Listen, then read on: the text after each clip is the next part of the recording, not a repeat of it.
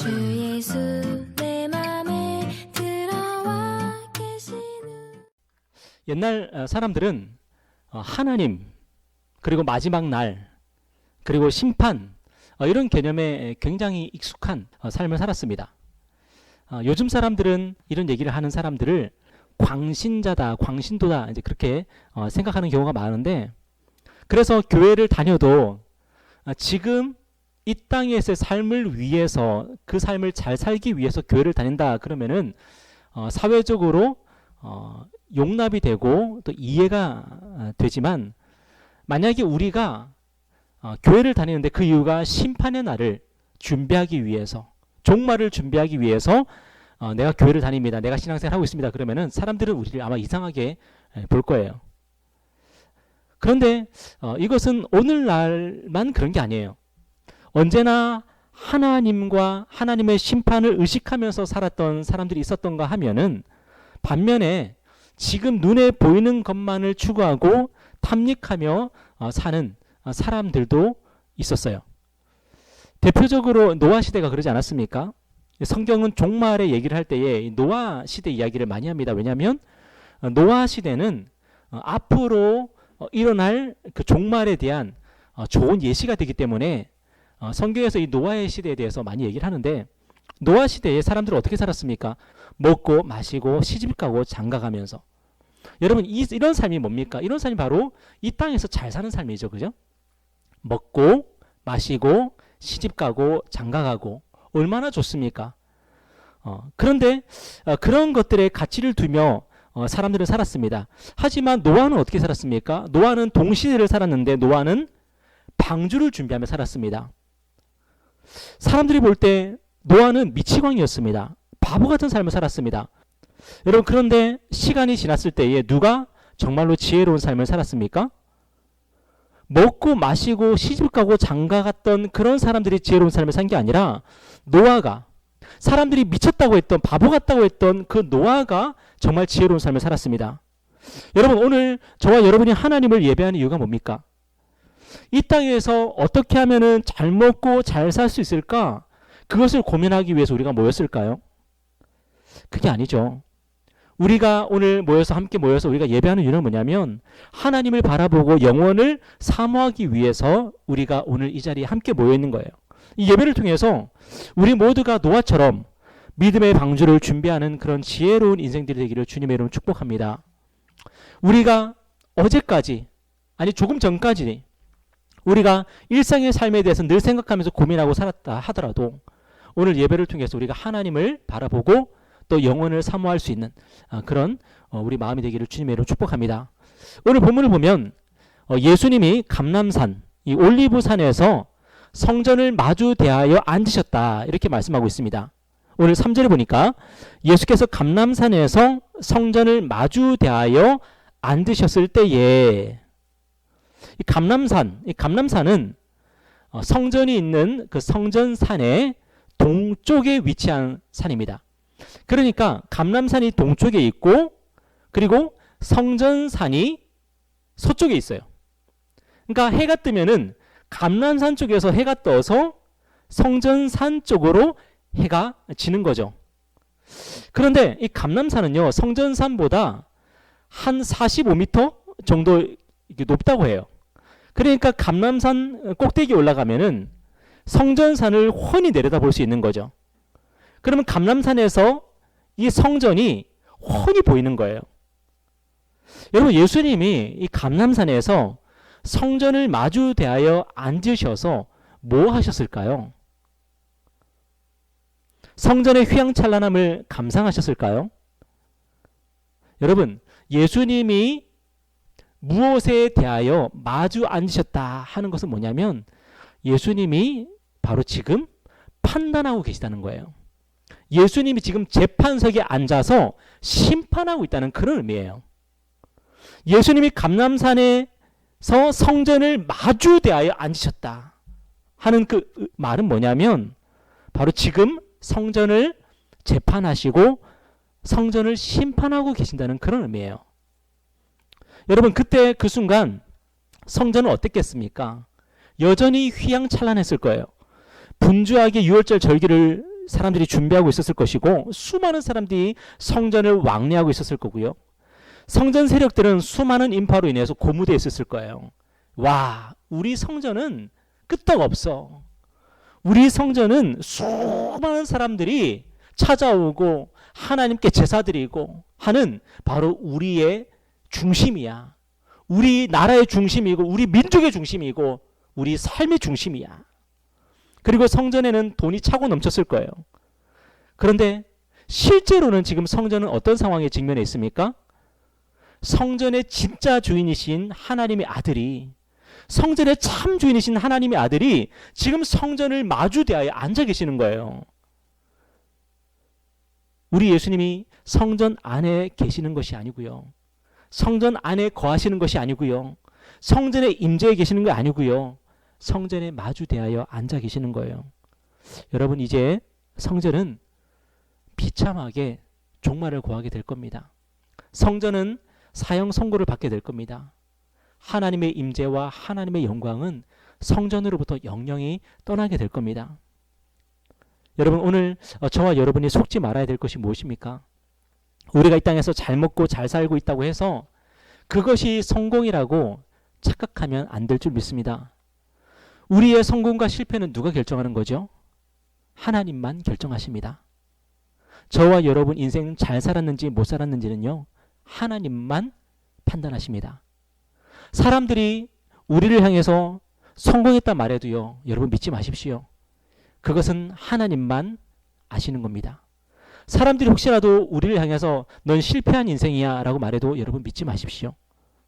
하나님이 성공과 실패를 결정하시는 겁니다. 여러분, 예수님이 성전을 마주 대하여 앉으신 것과 똑같은 사건이 또 한 번 있었죠. 그게 어떤 사건이었습니까?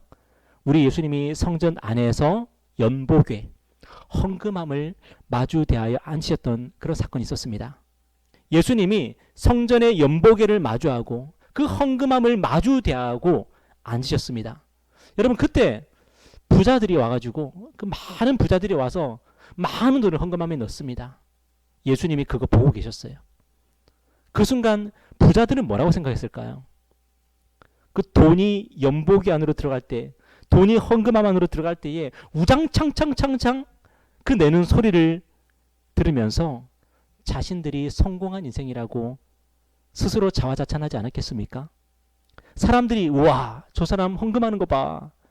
헌금을 저렇게 많이 하는, 와, 저 사람 정말 하나님께 축복받은 사람인가 봐. 사람들은 그렇게 생각했겠죠. 그런데 과부는 어떻습니까? 가난한 과부가 와서 어떻게 했습니까? 그는 지극히 적은 돈을 헌금함에 넣었습니다. 어쩌면은 그 과부는 그런 헌금을 하면서 스스로 창피하게 생각했을지 모르겠어요. 사람들은 어떻게 했습니까? 그 사람 보면서 쟤 진짜 찢어지게 가난한 사람인가 보다.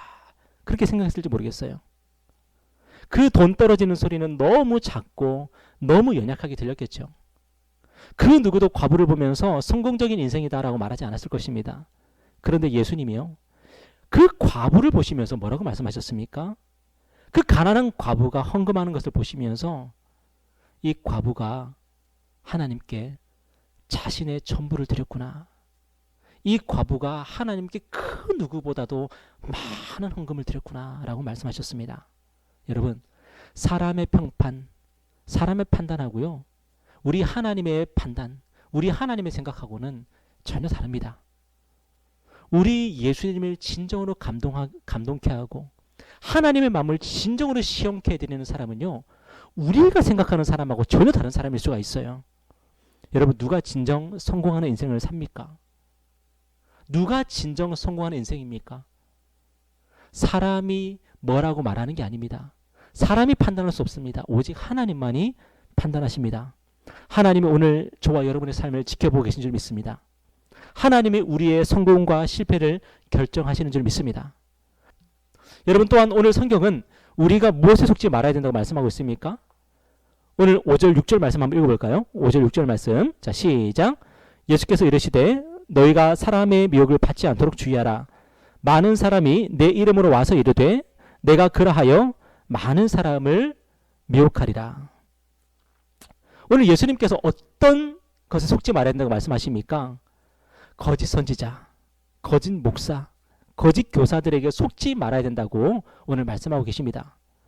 우리는 조금 전에 1992년에 있었던 다미성교회 이 시한부 종말론에 대한 영상을 봤습니다. 여러분 이 영상을 보니까 어때요? 지금 보니까 굉장히 우스꽝스럽지 않습니까? 지금 보니까 너무 재밌는 영상이죠. 그죠? 코미디 같지 않습니까? 그런데 그때 당시에는요.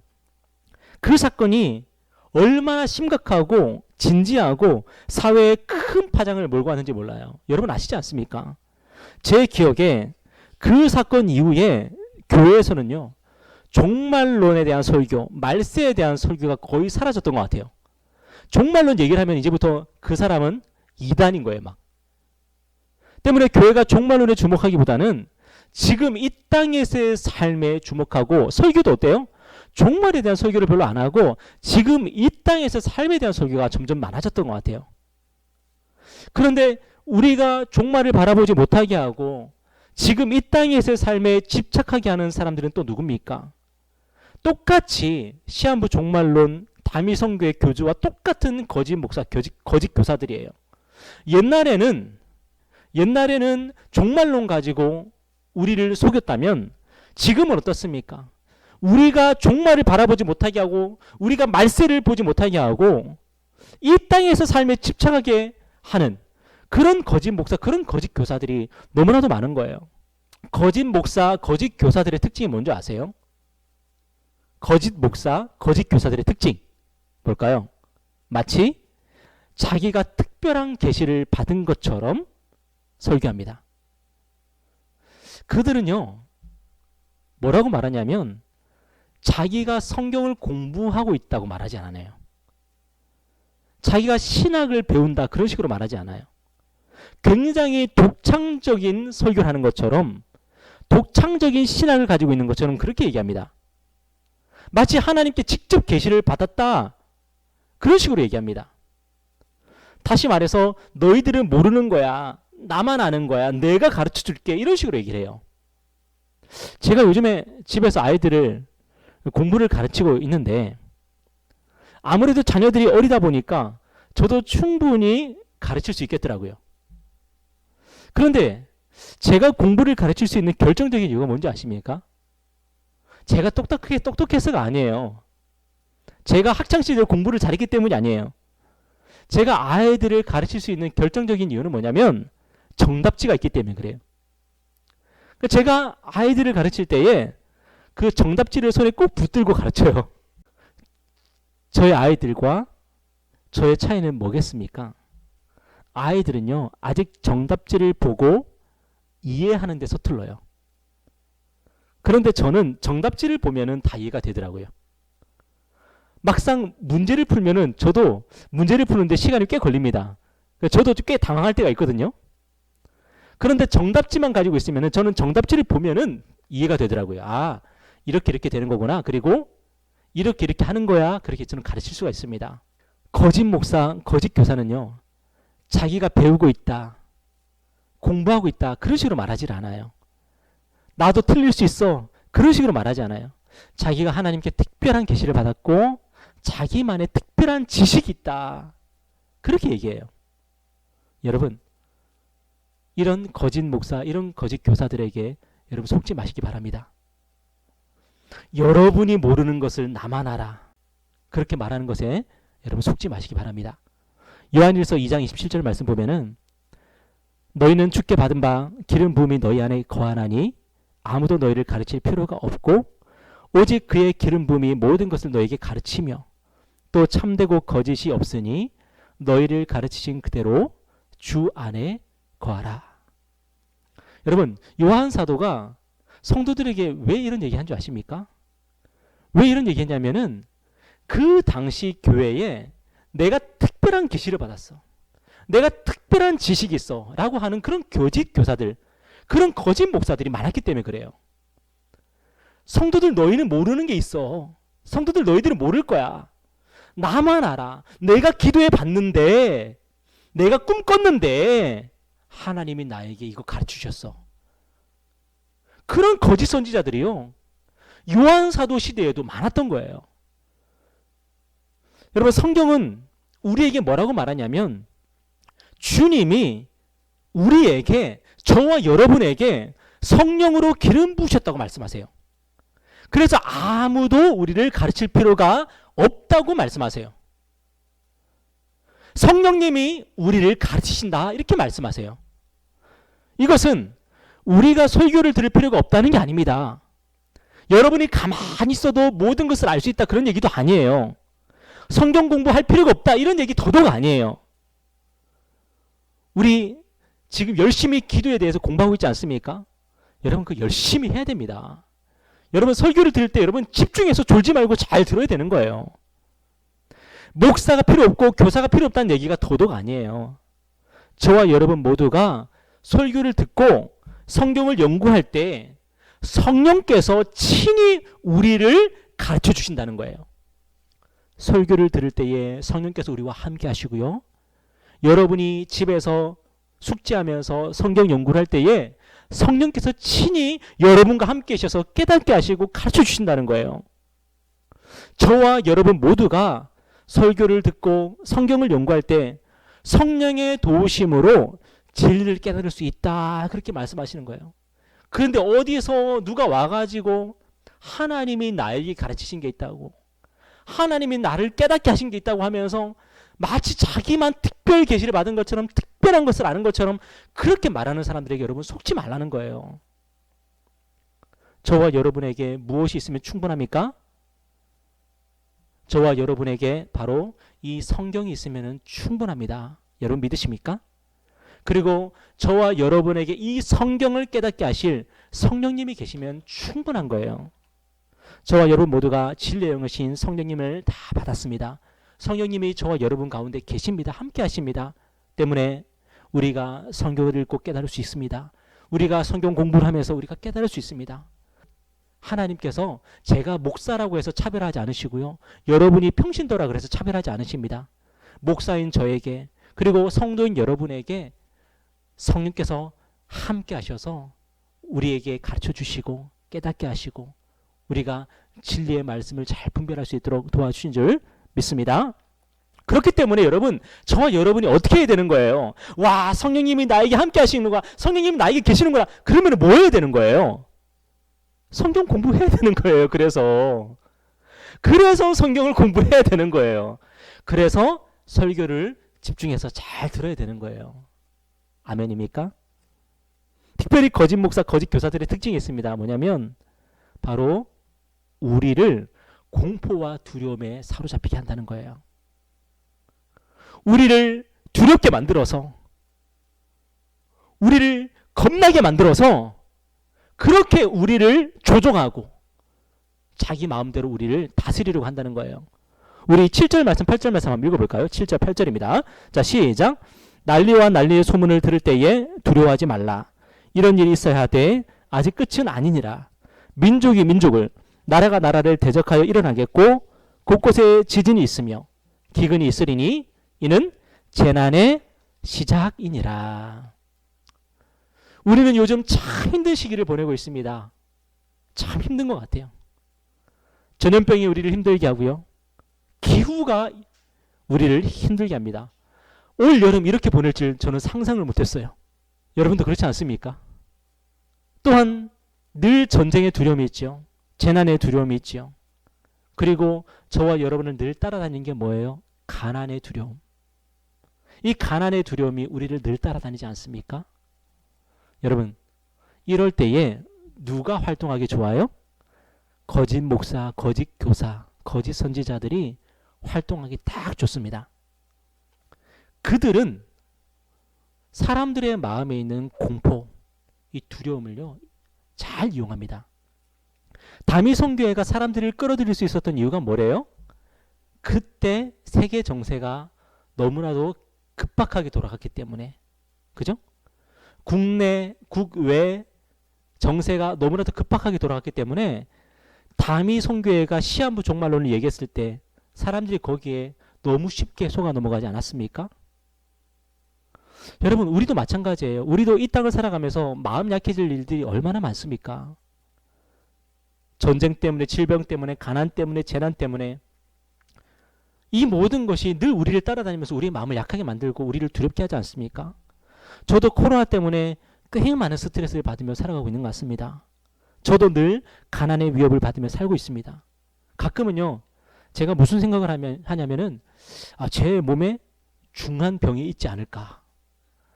그런 생각을 가끔씩 해요. 아내는 맨날 저한테 건강염려증이 있다고 그렇게 얘기하는데,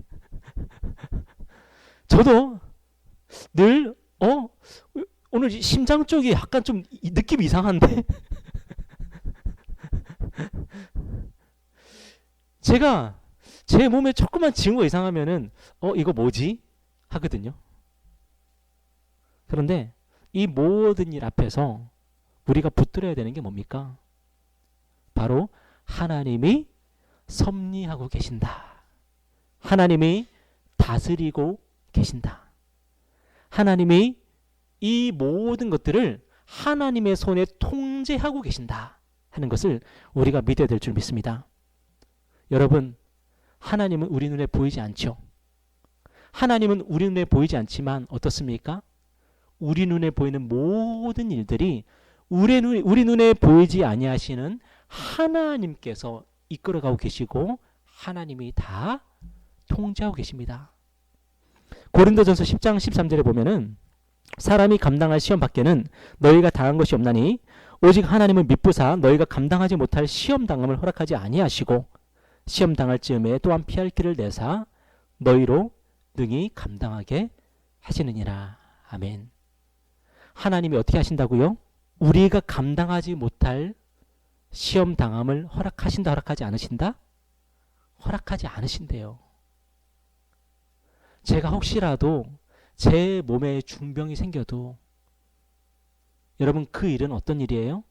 하나님이 제가 감당하지 못할 일로 허락하시는 것이 아니라 이 일을 감당할 수 있도록 하나님이 허락하셨다는 거죠. 여러분, 하나님이 당신의 자녀들에게 주시는 은혜가 뭡니까?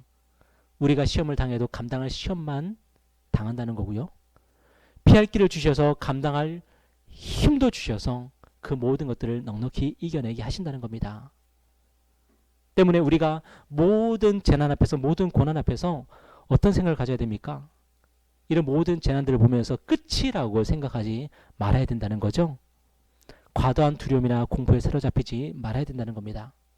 여러분, 지금 코로나 참 우리를 힘들고 어렵게 하는데 또 기후 재난 이런 것들도 우리를 참으로 힘들고 어렵게 하는데 이 모든 어려움 앞에서 어떻습니까?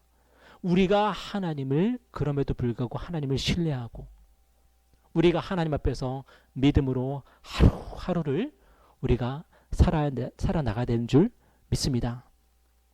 여러분도 잘 아는 말이 있습니다. 제가 학부 때는 이게 말이 스피노자가 한 말이라고 배웠는데 또 신학교에 가니까 루터가 한 말이라고 그러대요. 내일 지구가 멸망하더라도 나는 오늘 한 그루의 사과나무를 심겠다. 하나님이 오늘 저와 여러분에게 원하시는 삶이 바로 이런 것 같아요. 여러분, 내일 지구가 멸망할 수도 있죠. 그죠? 우리가 알지 못해, 우리가 미처 준비하지 못했지만 내일 지구가 멸망할 수도 있죠. 내일 제가 교통사고 당해서 죽을 수도 있는 거고 내일 직장에서 잘릴 수도 있는 거고 내일 갑자기 우리 입에서 검은 피덩이가 막 터져 나올 수도 있는 거고 내일 일은 우리가 알 수가 없습니다. 그런데 그 모든 일 앞에서 하나님이 우리와 함께 하시고 하나님이 우리를 붙들어 주시고 하나님이 우리를 사랑하셔서 감당할 시험만 허락하셨다는 이 사실을 우리가 믿는다면 우리는 내일 일을 염려할 필요가 없고요. 오늘 우리는 어떻게 살면 되는 거예요? 내가 해야 될 일이 있다면 우리가 하나님 앞에서 내가 살아야 될 그 삶이 있다면 우리는 그 삶을 우리가 묵묵히 살아나가면 되는 거죠. 우리가 하나님 앞에 섰을 때에 하나님이 뭐라 그러실 것 같아요? 야, 너 사과 열매 맺히는 거 봤어 못 봤어? 야, 그 사과 열매 야, 그 땄어 안 땄어? 하나님이 그거 물으실 거라고 생각 안 합니다. 하나님이 우리에게 물으실 건 뭐냐면 야, 너 내 앞에 서는 날까지 사과나무 심었어? 한 그루 한 그루 그 나무 심고 왔어? 하나님이 저와 여러분에게 그렇게 묻지 않으실까 저는 그렇게 생각을 해요. 여러분, 우리가 오늘도 하나님을 신뢰하면서 우리가 하나님 앞에 서는 날까지 한 그루의 사과나무 심으면요, 다른 사람이 그 나무 가꿀 거고요, 또 다른 사람이 그 나무 열매를 볼 것입니다. 우리는 뭐만 하면 돼요? 하나님이 우리에게 심으라 그랬으면 그냥 심으면 되는 거예요. 그리고 열심히 심다가 하나님 앞에 서면 하나님이 우리에게 잘했구나, 참으로 충성된 종이구나 라고 말씀하실 줄 믿습니다. 내일 죽어도 오늘 우리는 열심히 하나님 앞에 예배 드리고요, 우리가 성경 공부하는 것도 어떻습니까? 우리가 내일 죽어도 오늘 할 거 풀다가 내일 죽으면 되는 거예요. 3일치 거 풀었는데 4일째 되는 날 우리가 죽어요. 그러면 아깝습니까? 에이, 이럴 줄 알았으면 그냥 안 할 걸. 오늘의 양식 열심히 했는데 그거 사진에 찍어가지고 올리기 전에 나 죽었어. 그러면 아깝습니까? 우리가 무엇을 하든지 하나님 앞에서 하는 거죠, 그죠? 우리가 무엇을 하든지 하나님 보시게 하는 거고요, 우리가 무엇을 하든지 하나님이 다 보고 계십니다. 야, 너 오늘의 양식 한 건 내가 다 알아. 걱정하지 마. 야, 너 기도 그 교재 열심히 풀었던 거 내가 다 알아. 걱정하지 마. 하나님이 우리를 판단하시고 하나님이 우리를 평가하시는 거죠, 그죠? 오늘 하루 우리가 심어야 될 그 사과나무 한 그루 열심으로 심으면서 우리 주 앞에 서는 날까지 믿음으로 살아가는 그런 저와 여러분 되기를 주님의 이름으로 축원합니다. 우리 다 같이 우리 기도하겠습니다.